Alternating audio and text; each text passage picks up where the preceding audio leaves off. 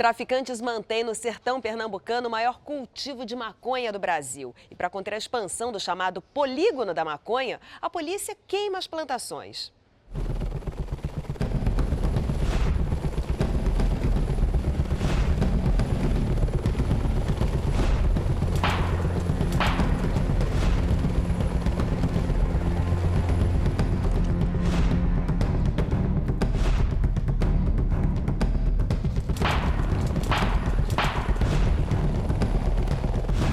Que queimam antes de virar riqueza para o mundo do crime. É o dinheiro dos traficantes indo pelos ares. É o poder de fogo e o sinal de fumaça da polícia. Este é o ponto de partida de uma atividade criminosa muito rentável que começa aqui no sertão pernambucano, considerado a lavoura da maconha brasileira. Para cortar o esquema do tráfico aqui, o combate é na raiz do problema. Polícia Federal e Hoje em Dia embarcam juntos para um sobrevoo de portas e olhos bem abertos.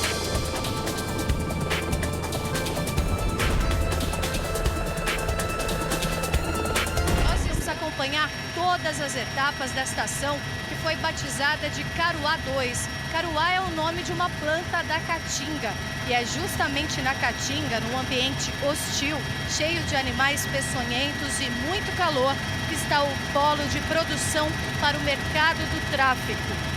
A operação começa por Orocó, que fica a cerca de 700 quilômetros de Recife, no sertão central de Pernambuco, uma cidade conhecida pela tradição do cultivo da maconha. O objetivo é encontrar rutas enterradas e também camufladas. Em muitos locais, só é possível chegar de helicóptero e, por isso, há muitas armadilhas para impedir a invasão de outros traficantes e, principalmente, o pouso da polícia.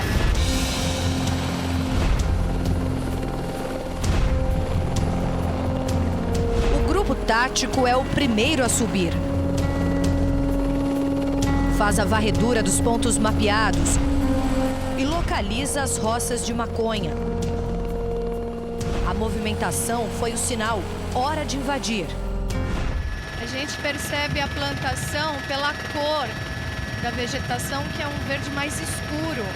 Ela fica bem no meio do resto ali, onde é aberta uma clareira. O sobrevoo baixo tem uma razão estratégica. O helicóptero balança as árvores para facilitar a visão do terreno e possíveis criminosos prontos para emboscadas.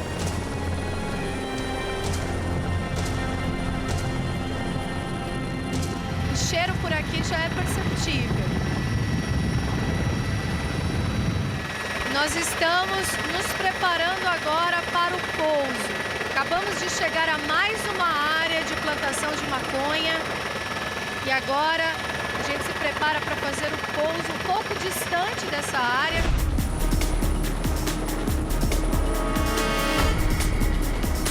A polícia desce na frente, atenta a tudo, com arma em punho. Nós descemos depois bem rápido. A cerca é o primeiro obstáculo de muitos. É uma trilha que tem que ficar muito atento se tem cobra, aranha, que é o que mais se encontra por aqui. E ela é um pouquinho distante do local da plantação, porque lá é difícil o pouso, então a gente tem que ir a pé mesmo. Na trilha do crime, a gente se depara com muitas surpresas. Este é o xique-xique, um cactus que cresce rasteiro e se espalha. Outro tipo é a coroa de frade. As belezas sertanejas são consideradas armadilhas naturais. Olha só, em alguns lugares é realmente difícil atravessar. Tudo espeta. Olha só, a gente tem que entrar no meio das árvores, no meio do espinho mesmo.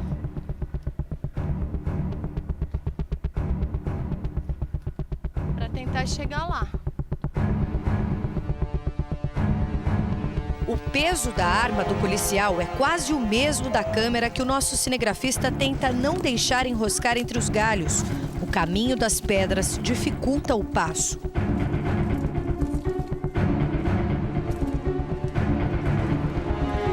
A trilha em mata fechada é um mistério até para os mais experientes.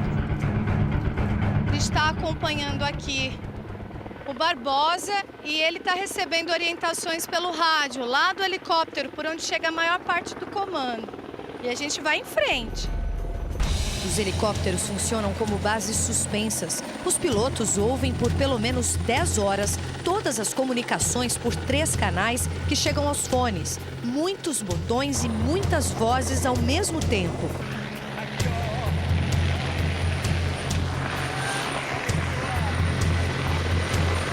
E é de lá que recebemos as coordenadas.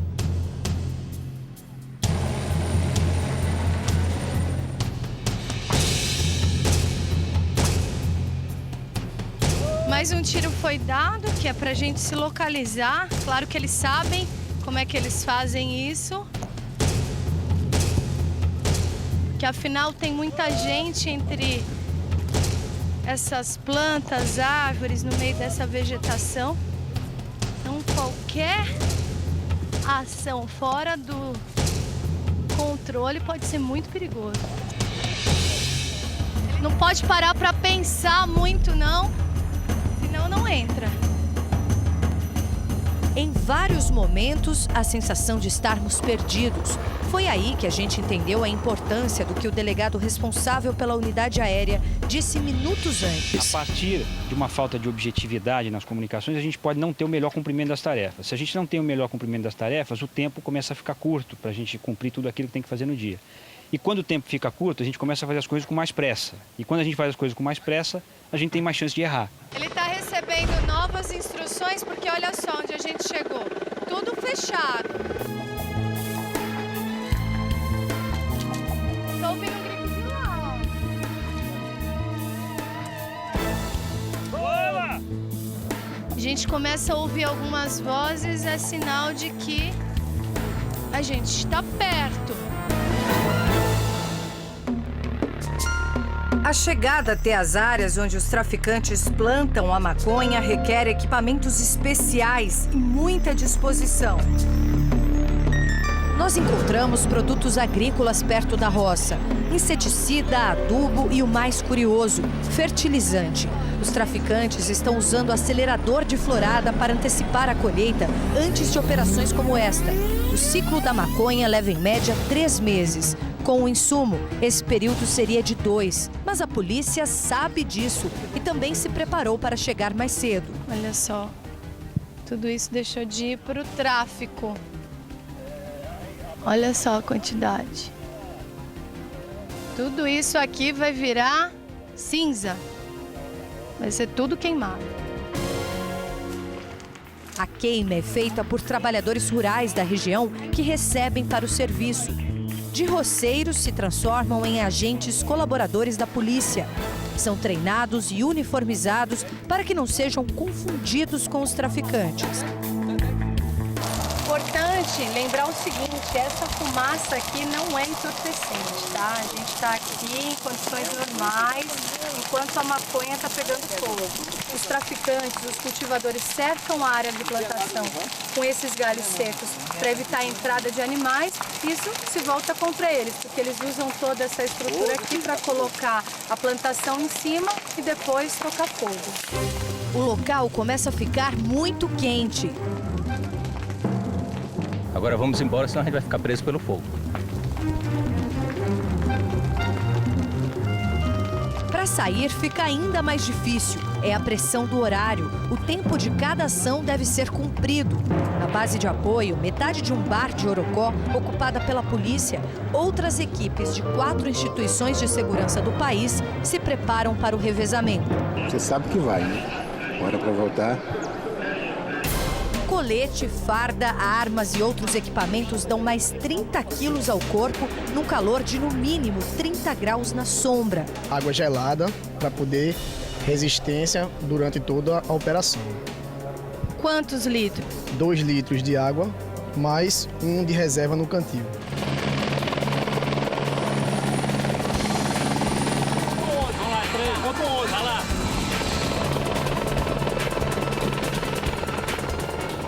Orocó está no chamado Polígono da Maconha. Este é o traçado da operação. Uma cidade que chama a atenção dos carregadores da droga pelas placas. Esta não intimida tanto. O inspetor da Polícia Rodoviária Federal de Salgueiro explica o porquê. Tem que escolher para que lado você vai fazer uma ronda, em que local você vai abordar, e isso aí facilita para o meliante que muitas vezes não precisa nem pegar a rodovia. Nós temos aqui o exemplo da Transmaconheira, a conhecida Transmaconheira, que é onde o pessoal passa a noite com maconha, escoa essa maconha para Recife, para João Pessoa, para Fortaleza. São 440 quilômetros para 37 policiais. Efetivo baixo resulta em menos apreensões. Esses foram os últimos carros apreendidos que levavam maconha. É mais sorte do que estratégia. As paradas são aleatórias, muita gente escapa. Foi assim muitas vezes com este ônibus, que não deveria passar por esses lados. É de linha municipal, só deveria atender os passageiros da Zona Leste Paulista, mas servia o tráfico. Outros ônibus de São Paulo são vistos com frequência aqui em Salgueiro. A explicação é que a cidade pernambucana compra esses coletivos da capital paulista para o transporte de estudantes do município. Mas esse aqui não. Circulava exclusivamente para o transporte da maconha. Os bancos sempre vazios e o corredor cheio da droga, pronta para o consumo. Esse motorista ele já tinha o hábito de transitar aqui sentido Fortaleza e já vinha há tanto tempo transportando essa maconha que não teve nenhum cuidado de esconder. Foi até uma surpresa para a polícia na hora da fiscalização, que levantaram a lona, estava a maconha escondida ali, na cara de todo mundo. E ao ser indagado, ele disse exatamente isso. Já fazia isso há tanto tempo que estava habituado, achava que nunca ia ser parado. A Polícia Rodoviária Federal tem agora mais um desafio: conter os assaltos aos motoristas. Ainda não há dados precisos, mas já sabem que as ocorrências aumentaram depois das operações de erradicação da maconha. É a migração do tráfico para o roubo. Pela BR-116, são quase 500 quilômetros sem nenhum posto policial. Eles assaltam a 2 quilômetros da última base à luz do dia. Do alto, enxergam o pátio, fecham a rodovia e param em média 3 veículos de uma só vez. Quando percebem a saída das viaturas, somem na Caatinga. O cultivo está em 12 municípios do estado. Além de Orocó, Belém de São Francisco, Cabrobó, Floresta, Santa Maria da Boa Vista, Carnalbeira da Penha, Mirandiba, Parnamirim, Salgueiro, Betânia, Custódia e Serra Talhada. Os nomes não são conhecidos por todo o país, mas todos já ouviram falar dos destinos para o entorpecente. A maconha do polígono vai para vários estados nordestinos: Piauí, Ceará, Rio Grande do Norte, Paraíba, Alagoas, Sergipe e Bahia, além de Pernambuco. O escoamento da droga é pela espinha dorsal do Brasil, a BR-116, que liga o sul ao norte. No meio do polígono está Salgueiro. Salgueiro tem uma população flutuante de 75 mil habitantes, um aumento de 15 mil pessoas por causa das obras de transposição do Rio São Francisco e da Transnordestina. Acompanhamos uma blitz no Trevo do Imbó, um entrocamento que leva para 4 direções: Salgueiro, Belém de São Francisco, Petrolina ou Feira de Santana. Por este trecho, não é difícil encontrar suspeitos. O senhor está sendo preso por quê?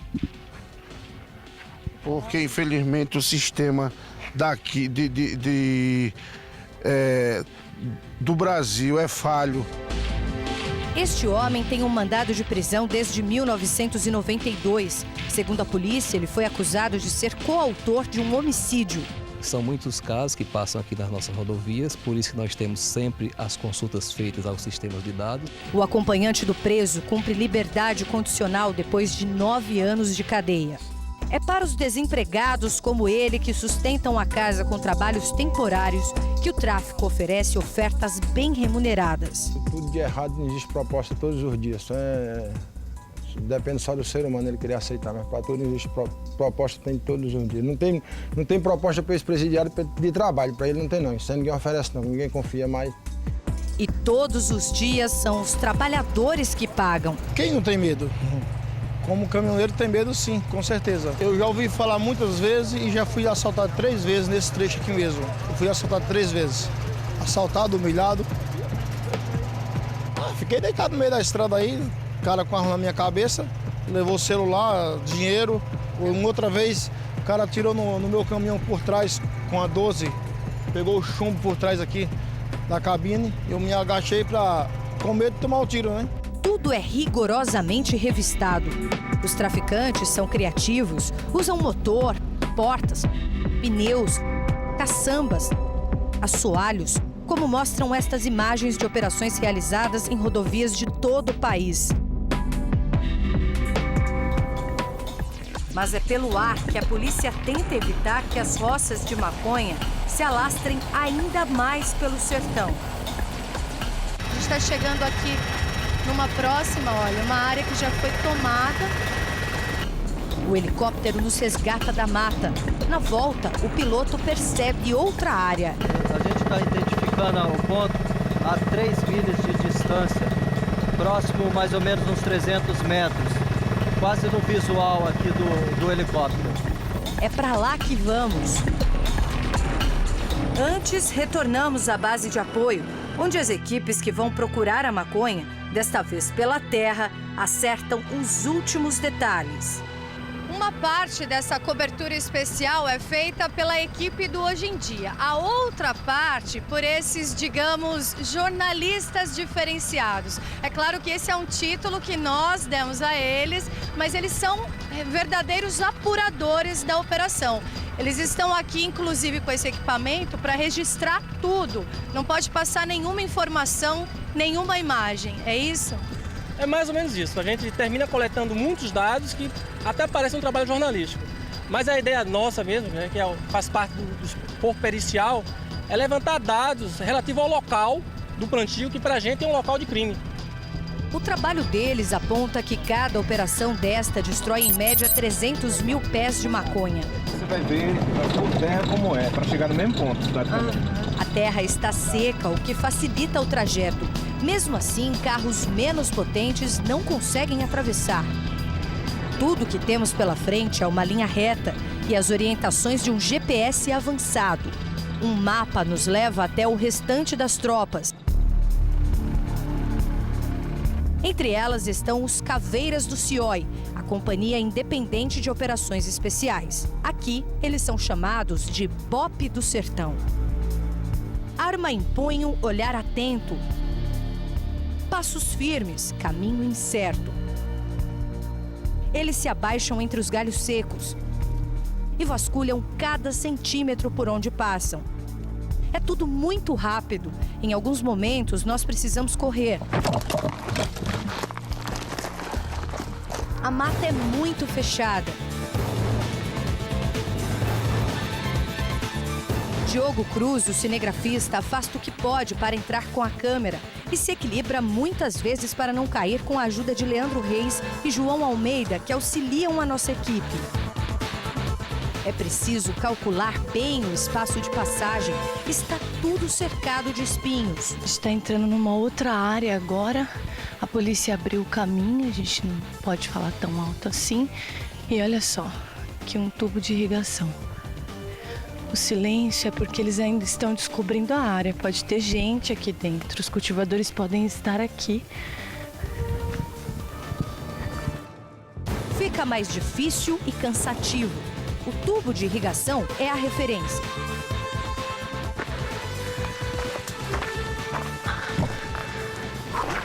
A água que chega por ele até a roça é furtada de uma companhia de abastecimento de Pernambuco. Vem dos furos feitos numa adutora. A pista nos leva até a plantação, mas esta já foi colhida. Logo à frente, depois da cerca de galhos secos, está o verde da maconha madura. A irrigação é com a ajuda desses reservatórios. Um buraco com lona acumula água da chuva e o que chega pelos canos. Os pés, olha só, são grandes, já estão em ponto de colheita. E ao mesmo tempo, a gente percebe aqui muitas covas já vazias. Isso significa que eles estavam recolhendo a maconha. E o mais interessante, olha essa aqui. A gente percebe que a terra ainda está úmida, molhada, olha só. Provavelmente acabaram de irrigar. É um indício de que os cultivadores da maconha estavam aqui poucas horas antes da polícia chegar. Os policiais encontram maconha seca. O que foi colhido estava esticado sobre o plástico até chegar ao ponto de ser usada.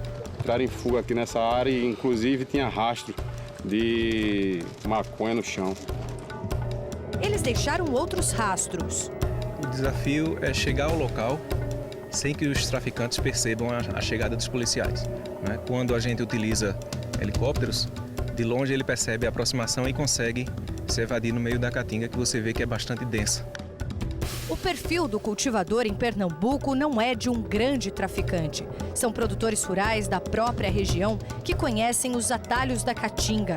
Homens entre 20 e 30 anos que geralmente abandonaram outras lavouras para investir na maconha pelo preço da diária. Enquanto o trabalho no campo é remunerado a R$ 12, a plantação da droga paga 50 o dia. Os moradores da pequena Orocó sabem quem são, mas têm medo de denunciar. É um medo porque isso aí corre um risco. E o cara, quando vê um negócio desse aí, não espera, tem que correr. Eles ficam pelo menos 90 dias no meio da caatinga. Armam o rancho debaixo de grandes árvores próximas à plantação para vigiarem a roça. Deixam as poucas peças de roupas a cada fuga. Fazem um fogão a lenha improvisado e se alimentam de comidas prontas, muitos enlatados. Olha ali a comida, gente. É aqui que eles vivem, em condições subhumanas mesmo. Eles são aliciados por um traficante maior na hierarquia do sistema. Então nós temos dois tipos de plantadores aí. Um que é financiado, né? E outro que é o dono da roça mesmo. Ele mora na região, escolhe um lugar, a terra do vizinho ou uma terra que ele sabe que não tem dono, para plantar. O INCRA identifica áreas que ainda não foram demarcadas. Quando o terreno é particular, mesmo que o dono não saiba do plantio, ele é responsabilizado com a desapropriação da área, já que tem o dever de vigilância da propriedade. Mas na maioria dos casos, a roça de maconha está em terras públicas. E pior, cresce com dinheiro público.